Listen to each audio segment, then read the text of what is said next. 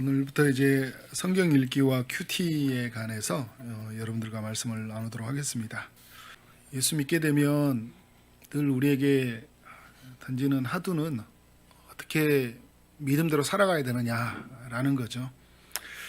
하나님이 우리로 하여금 불렀을 때는 우리가 주님을 만나기 전에는 우리 홀로 살았지만 주님을 만난 순간에는 우리는 주님과 함께 살아가는 사람들이잖아요. 나 홀로 믿는 것이 아니라 주님을 의지하고 믿는 거예요. 그런 의미에서 하나님이 우리에게 세 가지를 허락해 주셨는데 우리로 하여금 성령님을 보내주셨다는 거예요. 우리를 고와 같이 버려두지 아니하였다. 성령이 우리를 도와주세요. 성령이 우리에게 빛을 비춰주시고 또 성령이 우리를 강권적으로 이끌어주시고 또 성령이 우리로 하여금 매 순간 어떤 상황 속에서도 이길 수 있는 그 힘을 우리에게 부어주시는 거죠. 그래서 성령님의 권능이 오늘 찬양에서 고백처럼 나의 능력이 되잖아요. 이거는 어떤 특별한 사람들에게 이루어지는 것이 아니라 예수 믿는 신자들에게 이루어지는 일이라는 거예요. 성령님을 우리에게 보내주셨고 또 우리에게 성경책을 주셨어요. 성경을 주셨다는 것을 너무나 큰 은혜죠. 성경을 통해서 우리는 하나님을 알아가게 되고 또 내가 누구인지 알게 됐어요. 우리가 어떻게 살아야 되는지 성경을 통해 알게 되었다는 거예요. 우리가 예수 믿기 전에도 성경이 있었죠. 그런데 여러분, 성경이 있었지만 성령님이 우리 안에 거하시지 않았기 때문에 성경을 깨달을 수가 없었어요. 그런데 성령님이 우리 안에 내주하시고 성경책이 주어졌다는 것은 우리로 하여금 성경을 볼 수 있는 눈을 주시고 깨달을 수 있는 마음을 허락해 주셨다. 얼마나 큰 기적입니까? 또 하나 허락하신 게 뭐냐면 공동체예요. 교회죠. 그래서 아담의 옆구리에서 하와를 만드신 하나님은 예수님의 옆구리에서 교회를 탄생했다 이야기를 하잖아요. 교회, 공동체를 우리에게 허락해 주셨다는. 그러니까 믿음의 생활을 어떻게 하느냐? 공동체와 함께 성령을 의지해서 하나님의 말씀을 따라 하나님을 알아가는 거예요. 이렇게 살아가는 여러분 되어지길 원합니다. 그래서 여러분, 우리의 삶은 이 성경이라는 이 창문을 가지고 세상을 볼 수 있어야 됩니다. 전에는 우리가 이 세상을 볼 때는 우리가 눈에 보이는 대로 보고 다 살았어요. 그런데 여러분, 이제는 어떻게 살아가야 돼요? 성경이라는 창문을 보고 이 세상을 보는 거예요. 이걸 이제 성경적 세계관이라고 하잖아요. 성경으로 우리의 가정을 보고 성경이라는 창문으로 우리 일터를 보고 성경이라는 이 창문 안으로 교회를 보는 거예요. 그리고 교회 안에서 우리의 직분을 보고 또 우리 봉사를 보고 예배를 보고 교제를 보는 거예요. 이 성경 안에서 우리는 이 모든 것을 볼 수 있어야 돼요. 그래서 여러분, 이런 표현이 나오는 거죠. 일본에 나오는 것처럼 모든 것은 뭐예요? 성경적이어야 된다는 거예요. 우리가 성경이라는 창문을 보면서 이것이 성경적인가? 오늘 우리가 예배를 드렸을 때 이 예배는 성경적인가? 우리의 가정은 성경적인가? 우리의 일터는 성경적인가? 라는 것을 볼 수 있어야 되는 거죠. 성경적이 되기 위해서는 우리가 어떻게 됩니까? 성경을 가까이 가야 되겠죠. 제가 온가족 기도회 재직 세미나 겸 할 때도 핵심 가치 중에 하나가 성경을 가까이 가고 그러면서 하나님께로 가까이 간다. 이게 저의 목회 철학이기도 하고 우리 교회를 이끄는 핵심 가치예요. 여러분이 성경으로 가까이 가야 돼요. 신앙생활 하면 할수록 우리는 성경을 가까이 가야 돼요. 처음에 초신자 때는 내 육이 강하니까 내 생각이 강하니까 내 생각대로 갈 수 있어요. 왜냐하면 여러분, 어린아이가 뭘 알겠어요? 태어나면. 그러나 어린아이가 점점 장성해졌을 때는 글을 알고 또 내가 누구인지 엄마가 누구인지 나는 어떻게 살아야 되는지를 알아야 되잖아요. 근데 여러분, 그 모든 것이 어디에 기록되어 있어요? 성경에 기록되어 있는 거죠. 신앙생활을 하면 할수록 우리는 어떻게 될까요? 성경을 더 가까이 가야 돼요. 성경의 전문가가 돼야 돼. 성경은 나의 일상이 돼야 돼. 성경은 늘 나와 함께 내 옆에 있는 것이고 늘 내 앞에 있는 것이고 내 안에 있는 것이에요. 그리고 성경 안에 내가 있는 거고. 왜냐하면 성경의 계획 속에 내가 있는 거잖아요. 내 안에 성경이 있는 거예요. 성경을 늘 가까이 하는 삶이 신자들에게 있는 삶이에요. 그래서 성경은 가까이 가는데 중요한 건 뭐냐? 하나님께로 가까이 가야 돼요. 성경을 많이 읽었다, 많이 아는데 하나님을 가까이 가지 않은 사람이 있어요. 뭐요? 이게 나에게 지식의 도구가 되고 나를 자랑하는 도구가 되어서 누군가를 정죄하고 판단하는 이 시대의 바리새인이 될 수 있는 거예요. 성경은 가까이 갔지만 하나님께로 가까이 가지 못하는 사람들이 우리 주변에 많이 있습니다. 그러니까 우리는 여러분 성경을 가까이 가면 갈수록 우리는 하나님을 만나야 돼요. 하나님의 성품, 하나님의 사역, 하나님의 일하심들을 우리는 깊이 누리고 하나님과 친밀한 교제를 누려야 돼요. 저는 서지동산교회 안에서 저라는 존재가 늘 다짐해요. 어제도 다짐하고 오늘도 다짐해. 나는 발판이다. 그러니까 나를 딛고 여러분들이 성경으로 가게 해야 되고요. 저를 딛고 여러분들이 하나님께로 가게 해야 하는 저는 그 발판의 사역이에요. 여러분도 마찬가지예요. 여러분이 딛고 누군가가 성경으로 가게 해야 되고 누군가는 그 성경을 붙잡고 어디로 가게 됩니까? 하나님께로 가게 하는 사역을 해야 된다. 자, 여러분 성경을 이제 가까이 가고 하나님께로 가까이 가려면 뭘 해야 될까요? 3번에 성경을 읽어야 되겠죠. 우리는 성경을 읽어야 돼요. 성경을 읽을 때 우리는 객관적으로 좀 이해할 수 있는 폭이 생깁니다. 성경이 무엇인지를 알게 되는 거죠. 성경을 읽는데 우리의 시간이 필요해요. 그리고 여러분 성경을 읽는 데서 끝나는 것이 아니라 성경을 묵상하기로 가야 돼요. 그래서 하나님이 누구인지 어떤 일을 하셨는지 오늘 나에게 무엇을 말씀하시는지를 깊이 생각하며 나아가는 시간이 필요하다는 거예요. 그러니까 성경을 읽는데 묵상이 없으면 안 되는 거예요. 많은 사람들이 성경을 읽는데 묵상이 안 돼요. 깊이 생각하지 않아요. 그 성경 한 절 한 절에 주는 그 의미를 깊이 생각하지 않아요. 그것이 오늘 나에게 어떤 의미인지를 깊이 생각하고 그래서 그 안에서 어떻게 해야 될까요? 내가 그 안에 젖어들어야 되겠죠. 그런 숙성된 그 맛이 나올 수 있도록 우리는 어떻게 해야 될까요? 말씀에서 깊이 들어가는 그런 시간들이 우리 모두에게 필요하다. 그리고 우리에게는 이제 조금 더 성경을 알아가고 깊은 묵상을 하기 위해서 성경을 또 배워야 되겠죠. 성경이 무엇인지, 구약이 무엇이고 신약이 무엇이고 역사서가 무엇이고 선지서가 무엇이고 시가서가 무엇이고 율법과 복음이 무엇인지를 알아야죠. 성경의 문맥으로 알아야 되고 그리고 교리적으로도 알 필요가 있어요. 구원론, 신론, 기독론의 교회론의 입장에서 종말론의 입장에서 어떻게 된 거예요? 성경을 알아볼 필요가 있어요. 이런 걸 여러분 교회에서 알아가는 것들을 피곤하고 생각하면 안 돼요. 내가 하나님을 알아가기 위해서 필요한 과정인 거예요. 반드시 알아야 돼요. 우리 믿음의 선배들은 이런 과정들이 굉장히 깊었어요. 신앙이. 우리는 너무 얇잖아요. 이런 시간들이 우리에게 너무 많이 힘들다고 생각이 돼요. 요즘에는 여러분 막 설교도 길게 하면 싫어하잖아요.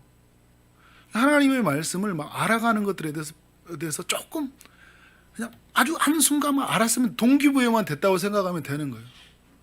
여러분 우리 중세 때나 또 그 오랜 시절에부터 쭉 이어졌던 그 성경에서 돌아가자 했던 분들의 이야기를 보면 그 성경의 그 이야기를 엄청난 것들로 막 공부하고 배우고 나아갔어요. 우리에게 좀 그런 도전들이 필요해요. 빨리빨리 하고 막 신앙생활도 빨리빨리 하고 그냥 지나가려고 해요. 깊은 묵상이 없잖아요. 그래서 사람들이 검색은 있는데 사색이 없다. 묵상이 없어요. 깊이 들어가고 그래서 하나님과 깊이 씨름하는 그런 어떤 배움의 과정들. 그 배움이 우리에게 여러분 뭘 가져간 줄 아세요? 깊은 묵상을 이어지게 한다니까요. 아니까 알면 알수록 어떻게 되는 거예요? 사귐이 일어나는 거예요. 내가 들어가는 이 단어 속에서 깊은 사귐이 일어나요. 하나님이 이렇게 구원을 이루시는데 오늘 말씀에서 이런 이야기를 하시는구나. 대제사장 이야기만 해도 그죠? 뭐 히브리서와 출애굽기와 다른 성경들, 그다음 요한복음 17장 이야기가 계속 오가고, 그래서 그 속에서 예수님의 그런 대제사장적 사역과 그 모든 것들이 막 같이 연결되어져서 고백되어지는 그런 막 친밀한 어떤 뭐가 일어나요? 사귐이 일어나잖아요. 이 배움이 필요해요. 배워야 돼요. 그리고 성경을 가르쳐 봐야 돼요. 내가 아는 것 같지만 가르쳐 보면 알아요. 누군가에게 대해서 내가 한번 가르쳐 보세요.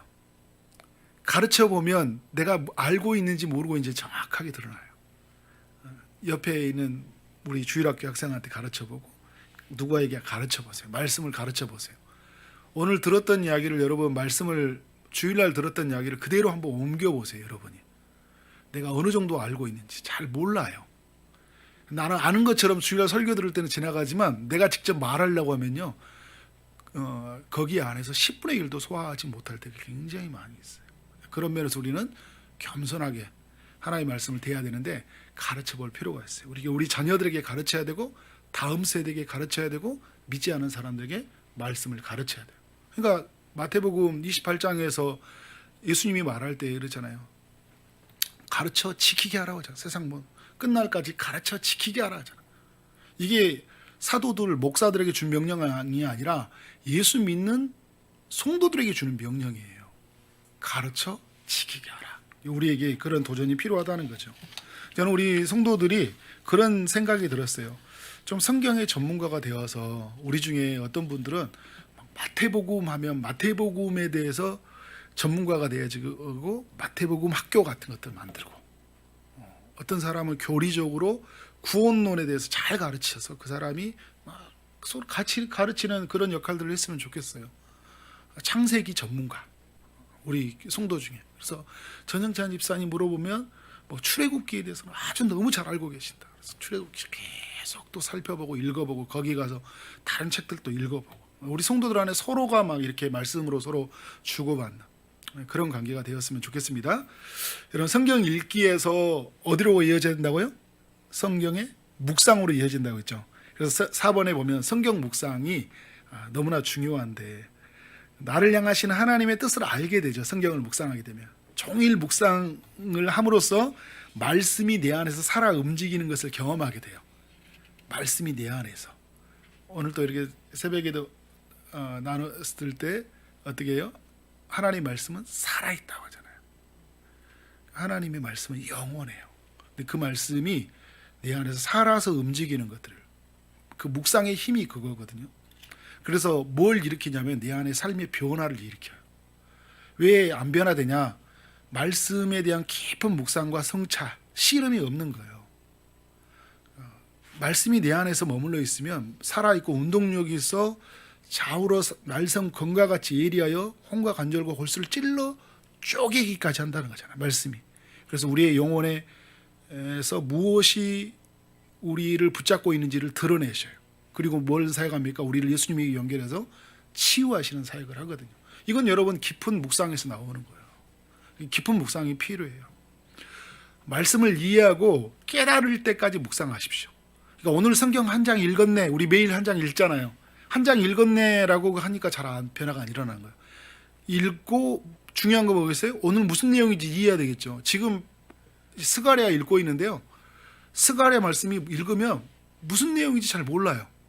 이해될 때까지 읽는 거예요. 근데 여러분, 우리에게 뭘 던지는 거예요? 성령님이 말씀을 기록하게 하셨다면 내 안에 계신 성령이 어떻게 할까요?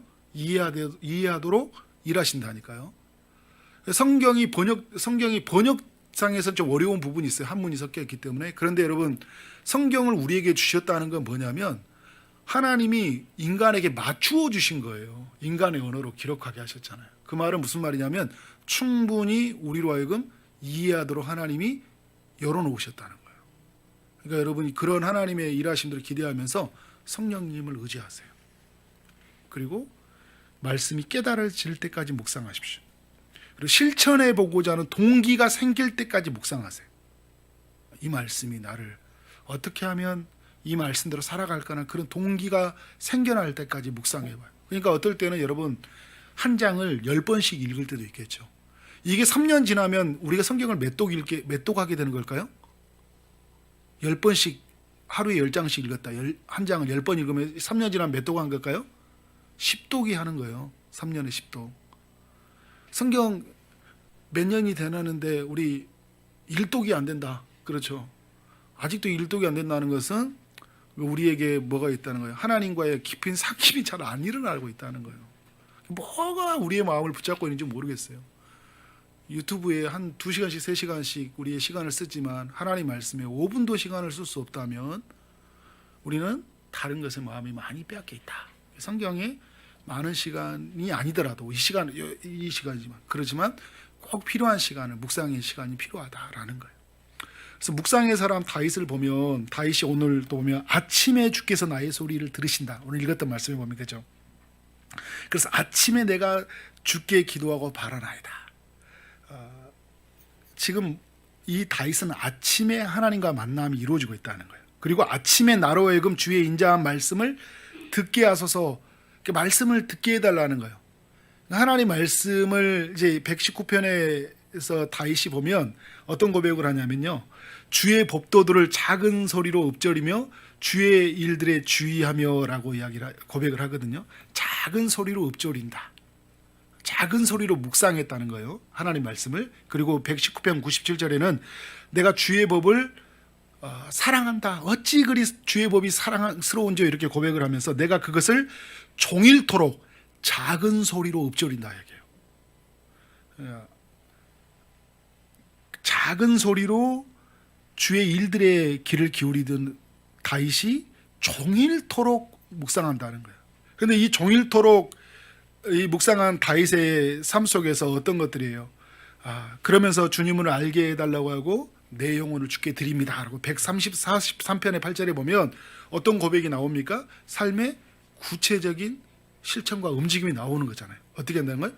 주님을 의뢰하게 되고 그러면서 주님이 알게 해달라고 하면서 내 영혼을 하나님께 드린다는 고백이 나오잖아요. 이게 무슨 말이에요? 나는 이제 하나님께 다 드리고 가겠습니다. 작은 것 하나마저도 다 순종하면서 하나님께 드리고 가겠습니다라는 그런 고백이 말씀의 교제를 통해 드러나는 거예요.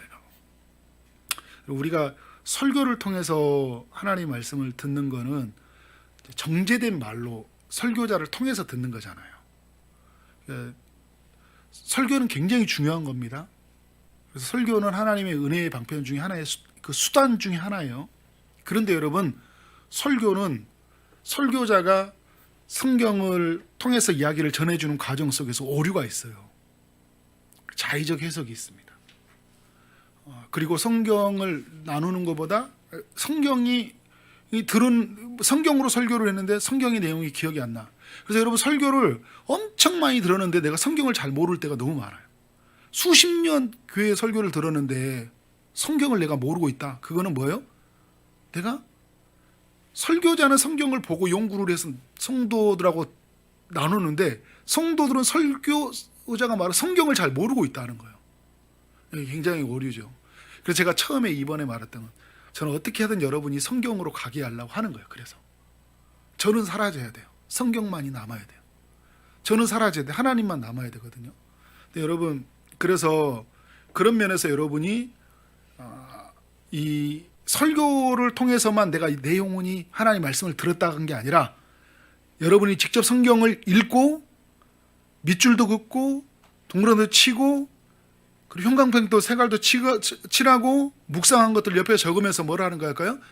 하나님의 말씀이 여러분의 것이 되도록. 그러니까 로고스의 말씀, 성경 66권의 말씀이 나의 주관적 말씀이 되라고 이야기하는 거잖아요. 그러니까 이거는 어떤 목사가 신학자가 정해주는 어떤 단어에 꽂혀서 사는 것이 아니라 여러분이 성경으로 그 단어가 여러분의 인생에 임팩트를 주고 이끌어 가야 된다는 거예요. 그런 면에서 저는 여러분에게 통로예요. 저는 누구를 만나게 돼 여러분이 성경을 만나고 하나님을 만나게 해야 된 거예요. 그러니까 저를 통해서 여러분은 계속 성경과 친해져야 돼요. 성경과 친해져야 돼요. 자, 그래서 이제 묵상이 될 때 큐티를 통한 이제 묵상, 큐티라는 단어가 등장하게 됩니다. quiet time이라고 하죠. 조용한 시간. 이제 경건의 시간이라는 단어가 이제 등장하게 돼요. 그래서 성경에 접근하는 방법을 보면 통독이 있죠. 통독은 넓게 보는 거예요. 넓게 보죠. 구약의 신약이 어디 있는지 쭉쭉 연결해서 봐요. 암송은요 정확하게 봅니다. 왜냐하면 암송을 보면 조사 하나까지도 외우잖아요. 무엇에를 이런 거 다 외우잖아요. 누구에게 이러면서 주어 목적어 동사가 분명하게 그거를 뭐 수식어가 뭔지까지 다 우리가 외웁니다. 정확하게 외워요. 그래서 정확하게 말씀을 알게 됩니다. 근데 그 큐티는 이제 그러면서 공부는 뭐냐면요. 성경 공부가 있죠. 성경 공부는 자세히 보는 거예요. 그래서 공부하면서 자세히 살펴보는 거죠. 그래서 공부가 필요한 거예요. 그리고 큐티는 뭐예요? 깊게 보는 거예요. 묵상을 통해서 깊게 말씀과 사귐의 시간인 거죠. 그래서 큐티가 언제 시작됐냐면 1882년에 영국 케임브리지 대학에서 7명의 학생들이 시작이 되어졌어요. 이들에게 고민은 뭐였냐면 왜 예수를 믿는데 변화되지 않냐는 거예요. 세속적인 생각이 벗어나지 못하는 것 때문에 굉장한 회의감이 찾아왔고, 그래서 그들이 했던 건 뭐냐면 하루 중에 일부를 그 일부의 시간을 성경 읽기와 기도의 시간으로 보내게 돼요. 근데 그 성경 읽는 시간이 단순히 많이 읽는 그런 통독의 시간이 아니라 깊게 보는 시간이 된 거예요. 성경을 깊게 보면서 말씀이 부딪히니까 뭐가 될까요? 기도가 되는 거예요. 말씀을 붙잡고 기도하는 중에 내적 부흥의 역사가 일어나요. 내적 부흥의 역사가 결국 이제 교회를 세워가는 일들이죠. 한국은 언제부터 이렇게 일들이 구체적으로 일어나냐면 1973년도 굉장히 의미 있는 날이에요. 1973년 제가 태어난 해니까 그 농담을 한 소리입니다. 성서 유니온이라고 아시죠? 매일 성경에서 이제 큐티 책자가 발간이 돼요. 그리고 이제 이후에 많은 이제 선교 단체나 이런 곳에서 큐티 책자를 만들고 요즘에는 큰 교회에서 큐티 책자를 직접 만들기도 하죠. 그래서 큐티라는 단어가 이제 우리의 속에 들어옵니다. 그래서 큐티가 주는 유익이 뭐냐 할 때 그 많은 분들이 큐티, 그러니까 깊은 묵상이에요. 성경의 그 깊은 묵상을 통해서 얻어지는 유익이 뭐냐? 주님과 인격적 교제가 이루어진다. 그러니까 하나님과 친밀한 교제가 이루어진다는 거예요. 여러분 그 히틀러 아시죠? 히틀러 모르는 사람 있나요? 히틀러가 그 죽을 때 옆에 성경이 있었어요. 성경을 봤던 사람입니다. 그런데 여러분 그가 본 성경이 어떤 결과를 만들어냈습니까? 나치즘을 만들어냈어요. 많은 사람들이 이렇게 살아가요. 성경을 보는데 다른 사고가 나오는 거죠.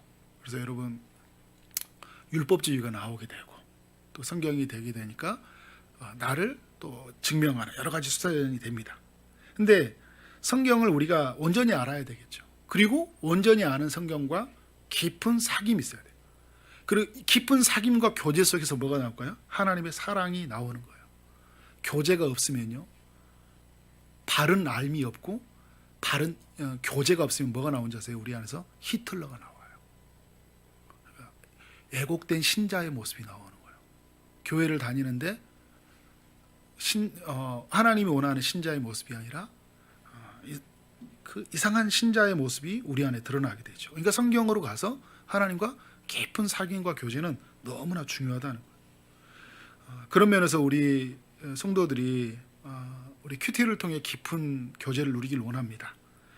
그래서 큐티를 하게 되면 하나님의 인도와 보호를 받는다고 하죠. 그래서 말씀으로 깊은 묵상에 있다 보니까 삶 속에서 우리에게 끊임없이 찾아오는 죄의 유혹이 있을 때 어떻게 돼요? 내가 죄의 유혹의 자리에 서는 것이 하나님을 아프게 하는 것이고 말씀을 저버리라는 것들이 또 강렬하게 다가옵니다. 여러분 아침에 일찍 말씀에 충만해지는 하루를 맞이해 보세요. 죄와 딱 부딪히면 바로 내 안에서 민감함이 생겨나요. 그리고 뭘 하는 거예요? 내가 그것을 거부할 수 있는 하나님의 인도를 경험하게 돼요. 근데 그게 내 힘이 되었던 게 아니라 누가 하시는 거예요? 하나님이 역사하시는 거잖아요. 하나님의 보호하심들. 하나님의 성품과 인격과 생활을 담게 돼요. 그래서 주님을 만나게 되니까 주님이 살았던 삶에 집중하게 되고 그의 삶이 오늘 찬양의 고백절처럼 예수님의 성품이 나의 인격이 된다고 이야기하잖아요. 주님과의 만났던 이 성품이 나의 인격이 되는 거예요. 그래서 닮아가게 되어 있어요. 그래서 하나님의 사역을 감당하게 됩니다. 예수님도 그 사역을 할 때 한적한 곳에 가서 기도하시고 하나님 앞에 섰거든요. 근데 그 한적한 곳이 따로 떼어놓은 그 조용한 시간이 뭐예요? 다시 사역에 힘을 주는 재정비의 시간. 그러니까 그 공구 연장으로 말한다면 나를 날카롭게 세우는 시간이 된 거예요. 큐티는 여러분 우리를 아주 날카로운 칼, 그러니까 아주 그 우리 가지고 있는 그게 부정적 의미가 아니에요. 우리 삶을 굉장히 예리하게 만들어 주죠. 그래서 그런 면에서 삶 안에 있는 부분들을 굉장히 클리어하게 베어내고 결단하고 나아가는 힘이 강해요. 그리고 분별하고 통제하는 힘이죠. 무엇이 진짜인지 가짜인지, 무엇이 우선인지 나중인지 말씀을 묵상하고 말씀 안에 있다 보면 잘 정리돼요. 통제하는 힘이 뭐예요? 말씀이 나를 이끌어가요. 그러니까 전에는 내 의지와 힘으로 막 그걸 결단하려는데 하나님의 말씀이 나를 계속적으로 끌고 가는 거예요. 왜요? 성령이 내 안에서 말씀이라는 것을 떠오르게 하셔서 어떻게 할까요? 거기에 머무르지 않고 하나님의 뜻을 따라 계속 끌고 가는 거예요. 여러분 이게 말씀의 힘이에요. 묵상의 힘이에요. 그래서 우리는 어떻게 하냐 10번 말씀 묵상이 우선순위가 돼야 된다. 최우선순위가 돼야 된다는 거예요. 여러분 우선순위가 없는 사람들은요 정신없이 바쁘게 살기만 바빠요. 막 주어진 대로 삽니다. 생각나는 대로 살아요. 바쁜 대로 살아요. 내 마음에 차지하는 것들을 따라 살아요. 그러나 우선순위가 분명하게 되어 있는 사람은 그 정해진 순서를 따라 살아가요. 여러분의 영순위가 뭐예요? 1순위가 뭐예요? 이게 내 삶 안에 분명해져야 돼요. 내 삶의 영순위는 하나님이시다. 1순위는 그의 말씀이다. 라는 것이 0번과 1번이 딱 정해져야 돼요. 그리고 나면 여러분 어떻게 돼요? 다른 것은 해도 되고 안 해도 되는 부분이에요. 우리의 삶의 크리스찬의 삶에서 개혁과 부흥이 일어나야 될 이야기는 뭐냐면 바로 말씀 앞으로 나를 세우는 거고 이 부흥은 뭐냐면 이제 이게 개혁이 일어나야 되고 그때 우리는 뭐가 일어날까요? 부흥이 돼요. 누가? 이걸 우선순위로 가지고 있는 사람이. 그런 면에서 여러분이 말씀 묵상을 우선순위가 되게 해야 된다라는 거예요. 그래서 레이건 대통령 아시죠? 레이건 대통령이 뭐라고 했냐면 우선순위가 없는 사람은 다 빼앗겨 버린다라는 말을 했어요. 그러니까 우선순위가 없으니까 뭐가 있어요? 다 빼앗겨 버려요. 정하지 않으니까. 그런데 여러분 어떻게 해요? 우선순위가 되어 있는 사람들은 빼앗기지 않아요. 내게 고귀한 가치, 내가 하나님 나라에 있었던 이것들을 빼앗기지 않습니다. 그런 면에서 우리는 말씀이 우선이 되게 해야 된다. 우선이 되기 위한 철저한 훈련이 필요하겠죠. 그냥 되어지지 않거든요. 그러니까 오늘부터 여러분 영순이라고 되었다고 해서 내일부터 영순이가 된가요? 안 돼요. 1순위가 안 돼요. 그 내 삶의 이 최고의 우선순위가 될 때까지는 훈련이 필요해요. 라이프 스타일에 내 시간에 그런 어떤 맞춰가는 시간들이 필요한 거야. 일어나면 기도부터 하는 게 훈련이 돼 있어야 되죠. 말씀 묵상하는 게 훈련이 돼 있어야 되는 거예요. 그냥 이루어지지 않거든요. 이 땅에서 어떤 훈련이 되어 있으면 그 디모데에서 말한 것처럼 약간의 유익이 있죠. 육체의 연습은 약간의 유익이 있거든요. 운동 습관만 가져도 열심히 하면 유익이 있잖아요. 제가 자주 하는 말이 있죠. 기쁨의 동산교회 있을 때 그 어르신의 신방에 있을 때 비유해. 어떤 어르신을 갔더니 몸에 식스팩이 있어요. 그분은 치매 환자예요. 그분이 뭐라 한 줄 아세요? 병원에 가서 계속 잇몸 일으키를 해요. 치매가 와도. 그러니까 몸에 먼저로 계속 근육이 붙어 있어요. 근데 어떤 분은 제가 90이 되셔서 그런데 치매가 있으신 뭐한 줄 아세요? 갔더니 성경 읽고 기도를 하고 있어요. 치매가 오셨거든요. 그의 삶이 어떻게 살아온지를 알겠어요. 평생을 기도와 말씀으로 살아온 거예요. 저는 너무 아름답더라고요. 그 어르신이. 치매 걸린 그 어르신이 너무 아름다웠어요. 와, 저렇게 인생을 살아왔나. 여러분 그분의 삶에 최고의 우선순위는 뭐였을까요? 말씀이었죠. 하나님과 기도하는 시간. 그러니까 여러분 이게 훈련이 돼야 된다니까요. 나이 먹잖아요. 나이 먹고 우리 젊은 친구들이 있는데 나이 먹으면 훈련 더 안 돼요. 지금부터 해야 돼요. 그러니까 안 되면 뭐만 하는 줄 아세요? 계속 TV 앞에 앉아 있는다니까요. 계속 놀러 다녀요. 말씀 앞에 아물려서. 그리고 여러분 언젠가 홀로 있을 때가 있을 거 아니에요. 홀로 있는 시간은 내가 하나님과 만나는 시간, 말씀을 묵상하니까 너무 좋은 거야. 그러니까 명절 때 자녀들 안 온다고 하면 너무 좋아. 그래? 오지 마. 나 그냥 그 시간에 기도할 거야. 말씀 볼 거야. 막 이게 몸에 배어 있는 사람들은 그게 나온다니까요. 근데 안 오면 사람에게 붙들려 있으니까 힘들어요. 왜 안 오지? 시간이 남으면 미치는 거예요. 와, 뭘 하지? 잠을 자도 또 시간이 남아. 뭘 하지? 근데 여러분 말씀의 묵상에 그 우선순위가 되는 사람은 어떻게 돼요? 또 이 시간을 허락해 주셔서 하나님과 막 말씀으로 교제하고 있는 거잖아요. 그런 면에서 우선순위가 되는 그 훈련을 우리가 한 해 동안 해보자고요. 2023년 표어가 뭡니까? 말씀을 배워가고 말씀대로 살아가자. 그래서 저는 여러분 말씀이 무엇인지 계속 가르치고 여러분 알려주려고 해요. 그럼 말씀대로 그러면 살아가려면 어떻게 돼요? 그 사이에 뭐가 있어야 될까요? 말씀을 깊이 읽고 묵상하는 훈련이 있어야 되는 거예요. 이 사이에 말씀을 배워가고 말씀대로 살아가기 사이에 뭐가 있어야 한다고요? 말씀을 읽고 묵상하는 훈련의 시간이 필요하다는 거예요. 이게 없으면 말씀대로 못 살아가요. 여러분 말씀을 배웠는데 우리가 왜 지금까지 말씀을 안 배워서 말씀대로 못 살아간 게 아니라 말씀을 깊이 묵상하고 말씀과 씨름하는 시간이 없다니까요. 이 시간이 우리 모두에게 필요하다. 2023년 이렇게 지어져 가길 원합니다. 그래서 다음 주에는 이제 성경을 큐티로 어떻게 할 건지 구체적인 방법을 좀 나누도록 하겠고, 여러분에게 12번 마지막 번에 고민한 건 뭐냐면 이제 내년을 준비하면서 성경책과 묵상 노트를 좀 여러분 준비하면 좋을 것 같아요. 그러니까 성경책은 뭐냐면 성경책을 이제 새롭게 준비해도 괜찮아요. 거기다가 이해되는 것들 있죠. 그래서 올 한 해 동안 3년 동안 본다면 그 읽는 성경을 계속적으로 동그라미 치고 형광펜 치고 옆에다 묵상한 내용도 적고, 적으면 성경을 지저분하게 보세요. 그리고 묵상 노트를 하나 사든지 해가지고, 묵상 노트를 몇 권 사면 좋은 게 뭐냐면, 지금 스가랴 되면 말라기 이제 지나가잖아요. 스가랴 노트 놔두고 스가랴가 된 묵상에서 큐티에서 얻었던 말씀을 몇 군데 쭉 적어놨어요. 그리고 여러분 3년 뒤에 또 스가랴 또 하잖아요. 스가랴 또 외우는 거예요. 그런데 어느 날 영상으로 어떤 목사님의 말씀을 듣는데 이찬수 목사님이 스가랴의 말씀을 하고 있는 거. 내가 스가랴 본문의 책자를 다시 펴서 어떻게 된 거예요? 목사님이 주셨던 깨달음이 있으면 거기다 또 적어보는 거예요.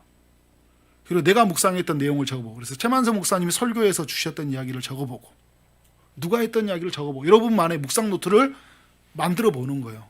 내가 적용했던 나의 레마의 이야기를. 그리고 여러분 말씀을 펼쳐보는 거예요. 말씀이 나를 어떻게 이끌어가는지. 그리고 이제 더 참아 어떻게 돼요? 포스트잇을 붙이면 되잖아요. 묵상했던 거. 그리고 그 같이 책을 하나로 연결시키려면 어떻게 하겠어요? 우리에게 뭐 기도에 그때 기도 제목이 있잖아요. 최근에 우리 교회 기도 제목이 있으면 포스트잇을 붙여서 스가랴 말씀을 묵상하는 중에 어떤 집사님, 어떤 성도님 이런 기도 제목, 이런 응답이 있어, 이런 이야기를 붙여놓고 나의 스토리가 되는 거잖아요. 그러니까 나중에 되면 할 이야기가 많은 거예요. 사랑하는 자녀들에게, 그리고 배우자에게, 또 믿지 않는 사람들에게 어떻게 돼요? 말씀으로 나누는 교제가 이루어지는 거잖아요. 근데 그런 걸 안 해놓으니까 어떻게 돼요? 아무 생각이 안 나. 다 지워져 버렸어. 분명히 깨달은 게 있는데, 여러분 살아온 동안 말씀 한 번은 깨달은 적이 있었을 거 아니에요, 그죠? 그런데 생각이 안 나잖아요. 물론 생각이 안 나면 또 다시 하나님 부어주신 거 좋은 건 있지만, 더 깊은 우리의 신앙생활을 하기 위해서 이렇게 만들어가자. 저는 이제 마지막에 정리하면, 저는 기대가 돼요. 3년마다 성경 읽고 나가잖아요. 저는 계속 이 3년 주기에 3년 지나면 분명히 저의 영혼을 하나님 성장하시고 우리 교회의 성도들을 성장하고 성숙하게 하실 거라는 그런 믿음이 있어요. 3년 뒤에를 보고 오늘 하루를, 그래서 늘 그렇게 저의 그 적어져 있는 제 컴퓨터에 메모가 적어져 있는 거예요. 3년 뒤에 보고 오늘을 살자, 그거예요. 그래서 3년 뒤에 또 오늘, 여러분 이제 3년 뒤에 오늘 스가랴 말씀 1장을 나눌 거예요. 근데 3년 뒤에 만나는 스가랴 1장은 또 다른 의미예요. 그때 그 스가랴와 깊은 교제가 또 일어나는데, 그래 또 3년 뒤에를 어떻게 될까요? 스가랴는 또 다른 본문이에요. 또 다른. 그런데 그 스가랴만 성경을 알아갔습니까? 깊은 묵상과 사김과 지금 이 시대에 지금 우리 성도들 이런 만남, 이런 구성원, 이런 사역 속에서 이루어지는 스가랴의 말씀이었잖아요. 근데 그때는 또 다른 사람들, 또 다른 사역과 이런 모든 사람들이 같이 어우러지는 사역 속에 하나님이 어떤 일을 이루실지 기대가 되는 거예요. 저는 그런 의미에서 여러분들이 성경으로 가서 성경을 깊이 묵상하면서 날로 날로 성숙해져 가고 주님을 닮아가는 여러분 되어지기를 소망합니다. 그렇게 살아가기를 주 여러분을 축원합니다. 아멘.